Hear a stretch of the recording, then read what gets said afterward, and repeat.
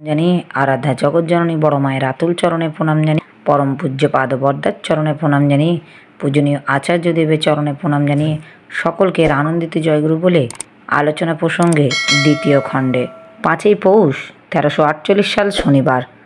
মানুষের মনের কামনা প্রভাতে প্রথম নয়ন মেলিয়া তোমারে হেরিব আমি, ওগো অন্তরজামী। মূর্ত অন্তর্যামী যিনি, যার প্রতি অনুরাগে মানুষের সমগ্র অন্তর নিয়ন্ত্রিত হয়, সুষম ছন্দে ছন্দায়িত হয়ে ওঠে, অন্তরের কুলসও বিদূরিত হয়, যার মঙ্গল কর স্পর্শে উষার আলোয় চোখ মেলে কার না উষার আলোয় চোখ মেলে কার না দেখতে ইচ্ছা করে তাকে। তিনি কোথায়? তাকে কি দেখা যায়? হ্যাঁ, তাকে দেখা যায়, তার সঙ্গে কথা কওয়া যায়। আমাদের একজন হয়েও আমাদের ঘরের দোরে বিরাজ করছেন তিনি। সেখানে তার নিত্যলীলা অজস্র ধারে উৎসারিত হয়ে চলেছে। এসো দেখবে, এখানে পদ্মা তীরে নিখিল হৃদপদ্ম ফুটে আছে, কি অপূর্ব শোভা বিকিরণ করে। দেখবে কি অগাধ শান্তি, অনাবিল আকর্ষণ। তার ছোঁয়ায়, তার হাওয়ার তোমরা হৃদয় শতদল বিকশিত হয়ে উঠবে। পাপড়ির পর পাপড়ি মেলে শ্রী ঠাকুরকে ঘিরে আনন্দের মেলা বসেছে এখন। মধুর কলতানে সংলাপ চলছে মিহি পর্দায়। ঈশদা, গণ্ডগোলের ভয়ে আগে আমি মানুষকে কিছু বলতে ভয় পেতাম। এক এক সময় আপোষ করে যেতাম। আজকাল সে ভয় কেটে যাচ্ছে। আদর্শ বিরোধী কোনো কথা হলেই চেপে ধরি, সে যিনিই হন। শ্রী ঠাকুর, মানুষের ভিতরে নৈতিক দুর্বলতা থাকলে সে মিষ্টি আপোষকারী হয়, কঠোরভাবে চলতে ভয় পায়, পাছে তার দুর্বলতা প্রকাশিত হয়ে যায়। তাই নিজেদের মান বজায় রাখার জন্য পরস্পরের দুর্বলতা সমর্থন করে। যার বিবেক সবল সে হয় মিষ্টি, তেজ, সন্দীপী, কিন্তু আপোষ রফাহীন। তার রূঢ় প্রতিবাদের মধ্যেও একটা শ্রেয়নিষ্ঠা সমন্বিত দরদী ব্যক্তিত্বের পৌরষদৃপ্ত অভিব্যক্তি থাকে, যা মানুষকে শেষ পর্যন্ত শ্রদ্ধা সম্পন্ন করে তোলে তার প্রতি। অবশ্য হীনমন্যতাওয়ালা একদল থাকবেই, যারা কিছুতেই তাকে বরদাস্ত করতে পারবে না। কিন্তু বরদাস্ত না করতে পারলে কি হয়? ভিতরে ভিতরে তাকে ভয় ও ভক্তি করবেই। যাকে প্রয়োজন মতো কড়া কথা শুনিয়ে দিলে, তার বিপদ আপদে দুঃখে কষ্টে তুমি যদি তার দরদির মতো তার পাশে গিয়ে দাঁড়াও, তোমার সাধ্য মতো তার প্রতিকারের চেষ্টা করো, তখন দেখবে সে আপনা থেকেই কাবু হয়ে পড়বে।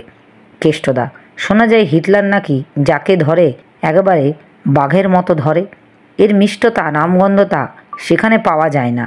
শ্রী ঠাকুর, প্রত্যয়বান মানুষ বাঘের মতোই হয়। সে মিষ্ট না হলেও প্রেরণা সন্দীপী তো হয়। মানুষ ওই দেখেই হয়ে যায়। কেষ্টদা, বাহ্যিক চাল দেখিয়ে তো অনেক সম্মানের আসনে অধিষ্ঠিত হয়, খ্যাতিসম্পন্ন হয়ে দাঁড়ায়। শ্রী ঠাকুর, তা কখনো হয় না। আপনারা একটা দৃষ্টান্ত খুঁজে বের করুন তো, যার আদর্শ অটুট অনুরাগ বলে কিছু নেই, অথচ সত্যিকারে বড় হয়েছে, বহু মানুষের অন্তরে গভীর শ্রদ্ধার আসনে অধিষ্ঠিত হয়েছে। শ্রী ঠাকুর তামাক খাচ্ছেন আর কথা বলছেন। মাঝে মাঝে তামাকের কতকটা ধোঁয়া মুখের মধ্যে পড়ে নলটি মুখ থেকে সরিয়ে আস্তে আস্তে ফুসফুস করে ধোঁয়াটা মুখ থেকে বের করে দিচ্ছে। বালকের মতো কৌতুকভাবে নিজের আবার সম্মুখ নিশ্চিত ধোঁয়াটার পানে চেয়ে চেয়ে দেখছেন। তামাকের গন্ধে ঘর আমোদিত, সেই সঙ্গে মিশে আছে তার শ্রী অঙ্গের সুবাস। পূব দিকের জানলা দিয়ে অরুণের উজ্জ্বল আভা এসে লুটিয়ে পড়ছে তার শুভ্র শয্যায়। সোনার বরণ তনু তার আরও অপরূপ শোভা ধারণ করছে। সুধা নিঃসন্দি মধুর কণ্ঠে কথা কয়েছেন তিনি। মধুময় গন্ধে বরণের গানে এক অভিনব মায়ালোক সৃষ্টি হয়েছে মাটির বুকে। একটু পরেই বিশম্বর ভাই আসলো শ্রী ঠাকুরের ক্ষৌরকর্মের জন্য। শ্রী ঠাকুর বিশম্বরকে দেখেই বললেন, কিরে, তুই এর মধ্যেই চলে আইছিস? এত শীতে কামাবনে কি করে? বিশম্বর, গরম জল দিয়ে কামালে আপনার অসুবিধা হবে না।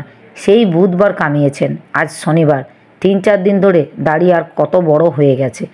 গরম জল দিয়ে কামিয়ে দিলে শীতও লাগবে না তেমন, আর কামান হয়ে গেলে আরামও পাবেন। শ্রী ঠাকুর, তা বেশ, তবে আয়। কি বলেন কেষ্টদা, কাজটা সেরে নেওয়া যাক? কেষ্টদা, হ্যাঁ, তাই ভালো, আপনি কামিয়ে নেন, আমরা বসি। বিশম্বরদা শ্রী ঠাকুরের আলাদা খুর, সাবান, ব্রাশ, স্ট্রোপ, তোয়াল ইত্যাদি বের করে প্রস্তুত হতে লাগলো। তোয়ালটা শ্রী ঠাকুরের গলায় বেঁধে দিল। এরপর সে জলের জন্য ইতস্তত করতে লাগলো, কারণ জল গরম করতে সে কাউকে বলেনি। শেষে ঠাকুর অবস্থা বুঝে বললেন, যাই করিস তার জন্য প্রস্তুতি চাই, গোছানো ব্যবস্থা চাই। কোনটার পর কোনটা লাগবে সেটা যদি আগে ঠিক না রাখিস তাহলে তোর অসুবিধা, যার করবি তারও অসুবিধা। যা তাড়াতাড়ি জলের ব্যবস্থা কর। বিশম্বর গরম জলের জন্য ছুটে যাচ্ছেন। এমন সময় কালিদাস মা একটা বাটিতে করে গরম জল নিয়ে এসে হাজির হলেন। শেষে ঠাকুর দেখে খুশি হয়ে একগাল হেসে বললেন, না বলিতেই কাজ বুঝিয়া করিবে, সেই সে সেবক নাম। একেই বলে অনুসন্ধিসা সেবা। মেয়েদের এই জিনিসটা খুব দরকার। মায়েদের মধ্যে এই অভ্যাস থাকলে ছেলেপুলেরাও গ্রহণ করে। কালিদাসী অনেক জিনিস ধরে গেছে, অনুশীলনের উপর যদি থাকে আরও অনেক শিখবে। মানুষ অকালে মুরব্বী যদি হয় তাহলে আর এগুতে পারে না। ঈশদা, আমি নগেনদা ও ভূদেবদাকে টাকার জন্য মিলিত হয়েছিলাম মাতৃবিদ্যালয়ে, কিন্তু দেখলাম টাকার জন্য জোট বাঁধল, সে মিল টেকে না, পরস্পরের মধ্যে বিরোধ বাঁধেই। শেষে ঠাকুর, আন্তরিকতা না থাকলে সংহতি হয় না। একটা গুন্ডার দল বা ডাকাতের দল করতে গেলেও আন্তরিকতা দরকার, দলপতির প্রতি টান দরকার। যেখানে আন্তরিকতা সেখানেই সংহতি। কেষ্টদা, পরস্পরের বিরোধ, বিবাদ এবং বিষাদের মূল কারণ হলো তিনটে: যৌন প্রবৃত্তি, টাকা পয়সা এবং অহমিকা। শেষে ঠাকুর, যৌন প্রবৃত্তির মূলে হলো তার থেকেই অর্থ লোলুপতা ও অহমিকা। মেয়ে মানুষের জন্য টাকা, মেয়ে মুখতার জন্যই ইষ্টবিমুখতা, প্রবৃত্তি এবং পরতন্ত্রতা এবং তদ্দরুণী অহমিকার উগ্রতা। আবার তার ফলেই গণ্ডগোল। অনেকে বলে বেঁচে থাকার জন্য টাকার প্রয়োজন, তাই টাকা চাই, কিন্তু প্রায় ক্ষেত্রেই দেখবেন পুরুষ মাগে নারীর প্রণয়, নারী মাগে টাকা। এমনি করেই চলতি জগৎ, বাঁচা বাড়ায় ফাঁকা। কথাটি খাঁটি। মেয়ে মানুষের কাছে টাকার জন্য হোক খায়, চেষ্টা করে কি যেন তেন প্রকারণে জোগাড় করতেই হবে। তখন তার কাণ্ডজ্ঞান থাকে না। যার সঙ্গে বিরোধ বাঁধল তার নিজের স্বার্থই ক্ষতিগ্রস্ত হবে, তার সঙ্গেই হয়তো বিরোধ বাঁধিয়ে বসে। হিতাহিত জ্ঞান থাকে না। যৌন প্রবৃত্তির আওতায় পড়েও তখন সে অর্থের প্রয়োজন বোধটা তাকে একটা সুস্থ পথে পরিচালিত করে না। নিজের অজ্ঞাতে চলন তার সাম্যহারা হয়ে যায়। সুস্থ মস্তিষ্কে স্থির চিত্তে বিচার বিবেচনা ও কর্ম করে প্রয়োজন মেটাবার সামর্থ্যে অনেকটাই নষ্ট হয়ে যায়। আবার অহমিকা যে উগ্রভাবে একজনকে পেয়ে বসে, তার পেছনে অনেক সময় থাকে বিশেষ কোনো ছেলে মেয়ের হাত। হিম্মতদার পুরুষ হিসাবে অধিষ্ঠিত থাকার বুদ্ধি। মেয়ে ছেলেটা হয়তো তাকে তত খাতির করে না, কিন্তু সে দেখতে চায় তাকে যে সমাজে 10 জনের কাছে খুব একটা মস্ত মানি মর্যাদা সম্পন্ন মানুষ। পরিবেশে কারো কাছ থেকে এই ব্যাপারে এতটুকু বাধা পেলেই সে অগ্নিশর্মা হয়ে ওঠে। হাম বাড়িয়ে চালে নিজের প্রাধান্য জাহির করতে উঠে পড়ে লেগে যায়। এইভাবে যে নিজের হাস্যপদ করে সেটা বোঝে না। তার গুরু লঘু ভেদ থাকে না। আপনাকে পর করে উপকারীর অপকার অস্বীকার করতে সে ডাইনে বায়ে চায় না। ফল কথা, নিজের বাহাদুরির জন্য, আত্মপ্রাধান্যের জন্য, আত্মপ্রতিষ্ঠার জন্য সে যা খুশি তাই করতে পারে। তাই এদের নিয়ে চলতে খুব সাবধান। আহত যৌন প্রবৃত্তি থেকে যে অহং ও হীনমন্যতা তা সাপিল গতিতে মানুষকে জাহান্নামের সদর দরজায় নিয়ে হাজির করে। এরকম আছে ডাকারেখা অহংকারী। তাদের একটা আত্মমুগ্ধতা ভাব থাকে। অন্যকে খাটো করে বড় হবার প্রবৃত্তি তাদের খুব একটা উগ্র হয়ে থাকে না, কিন্তু নিজেদের জ্ঞান বুদ্ধির উপর খুব একটা বলিষ্ঠ আস্থা থাকে। সেটাকে আঘাত করলেই তারা রীতিমতো চটে যায়, সামনাসামনি দু এক কথা শুনিয়ে ছেড়ে দেয়। এরা কিন্তু ভালো লোক, এদের নিয়ে চলতে খুব অসুবিধা নেই, আর এদের নিয়ন্ত্রণ করাও সহজ। তবে যারই দোষ থাক, শ্রেয় অনুরাগে পরিশুদ্ধ হয় না, এমন দোষ জন্মায়নি পৃথিবীতে। শুনেছি সাধু অগস্টিন নাকে মস্ত বড় বদমাইশ ছিলেন। সে কিন্তু এক ধর্মযাজক। এর প্রতি একনিষ্ঠ অনুরাগ এর দরুণ উদ্ধার হয়ে গেল। মস্ত সাধু হয়ে দাঁড়ালেও শুনেছি খ্রিস্টান জগতেও তার মর্যাদা হলো। যীশুখ্রিস্টের পরই তাই যে যাই থাক, তার টানের মোড়ই ইষ্টের দিকে ফিরিয়ে দিতে পারলেই সব ফর্সা। খুব তোড়ের সঙ্গে আলোচনা চলছে, এমন সময় হঠাৎ একটা মা এসে বললেন, বাবা, ছেলেটা কেমন বেহুশ হয়ে পড়েছে, কাল রাতে খুব জ্বর হয়েছিল। শেষে ঠাকুর আলোচনা থামিয়ে ব্যাকুলভাবে বললেন, বেহুশ হয়ে পড়লো কেন রে? প্যারিকে নিয়ে যা, ভালো করে দেখ। ও প্যারি, প্যারিদা তখন একটু ঘরে গেছেন। তাকে ঘর থেকে ডাকা হলো। প্যারিদা আসতেই শ্রী ঠাকুর গভীর উদ্বেগ নিয়ে চিন্তিতভাবে বললেন, ও প্যারি, যা দেখে আয় তো, ওর ছাওয়াল বেহুশ হয়ে পড়ল কেন? কাল রাতে বলে জ্বর হয়েছে। দেখিস তোর ম্যাগিলনেন্ট ম্যালেরিয়া ট্যালেরিয়া নাকি। তাড়াতাড়ি ভালো করে দেওয়াই চাই। ওর জন্য যা লাগে ব্যবস্থা করবি। নিজে না করতে পারিস তো আমায় বলবি। উক্ত মায়ের কথা শেষ হতে না হতেই ২৪ পরগনা থেকে আগত একটি গরিবের ছেলে এসে শ্রী ঠাকুরকে ধরে পড়ল। বাবা, আমার বড় পড়ার ইচ্ছা। আমার বাবা নেই, বিধবা মা আছেন, তিনি পড়াতে পারেন না। আমি আপনার এখানে থেকেই তপবনেই পড়ব। শ্রী ঠাকুর তাকে সস্নেহে বললেন, এখানেই থাকবি তো? এখানে কিন্তু কষ্ট খুব। যদি শুয়ে থাকতে পারিস থাক, ক্ষিতীশদার সঙ্গে দেখা করিস। ছেলেটি শ্রী ঠাকুরের কথায় খুব আশ্বস্ত হয়ে উঠল। বহিরাগত একজন আসলেন মেয়ের বিয়ের সমস্যা নিয়ে। তিনি বললেন, আমি কন্যাদায়গ্রস্ত গরিব ব্রাহ্মণ। আমার হাতে একটি ভালো ছেলে আছে। আপনি মুখে বলে দিলেই বিনা পণে মেয়েটিকে দিতে পারি। শ্রী ঠাকুর, কোন ছেলে? উক্ত ভদ্রলোক। ছেলেটির বাড়ি ফরিদপুর। তাদের বাড়ির সবাই সৎসঙ্গী। ছেলে নিজেও সৎসঙ্গী। তারা বললেন, ঠাকুর যদি বলেন তবেই করব। আমাদের দাবি দেওয়ার কিছুই নেই, কারণ কন্যা পক্ষকে চাপ দিয়ে পণ বা যৌতুক আদায় করা ঠাকুর পছন্দ করেন না। শ্রী ঠাকুর, ঘর বর সব দিকে দিয়েই মিল যদি হয়, আর যদি কাজ করতে চায় সে তো ভালোই। বয়স্থা মেয়েদের বিয়ে যত হয়ে যায় ততই তো ভালো। আজকাল তো বামুন কায়স্থের মেন বিয়েই দেওয়ায় এক দুরূহ সমস্যা দাঁড়িয়েছে। যাই হোক, দেখবেন ছেলের বংশ যেন আপনার থেকে নিচু না হয়। সমান সমান যদি হয়, সেও বরং কিঞ্চিত নিচু বলে গণ্য হবার যোগ্য। আপনার বংশ থেকে কিছুটা উঁচু হয়, সেইটা দেখবেন। তা একান্ত সম্ভব না হলে সমান সমান হওয়া চাই।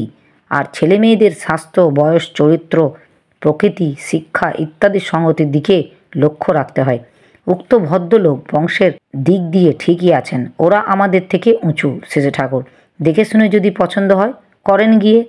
উক্ত ভদ্রলোক, আপনি একখানা চিঠি লিখেন দেন। শ্রী ঠাকুর, কেষ্টদার কাছ থেকে চিঠি নিয়ে যান যেন। এর মধ্যেই প্যারিদা এসে বললেন, দেখে তো আসলাম, আপনি যা মনে করেছেন সত্যি তাই। ম্যালিগনেন্ট ম্যালেরিয়ার রোগী। এখন তো অন্তত 20/25 টাকার ওষুধ লাগবে। শ্রী ঠাকুর, হরিপদ, ও হরিপদ, 25 টাকা দিবি লক্ষ্মী? হরিপদদা? হ্যাঁ।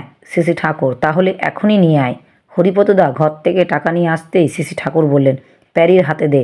তারপর প্যারিদাকে বললেন, দেখাশোনা করার জন্য ভালো লোক মোতায়েন রাখিস, আর তুই নিজে গিয়ে বারবার খবর নিবি।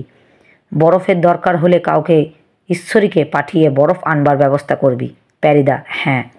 আলোচনার ধারা ব্যাহত হচ্ছে বলে অনেকেই বিরক্ত হচ্ছেন। ফাঁকে ফাঁকে তার প্রশ্নাদি উত্থাপন করার জন্যেও উসখুস করছেন।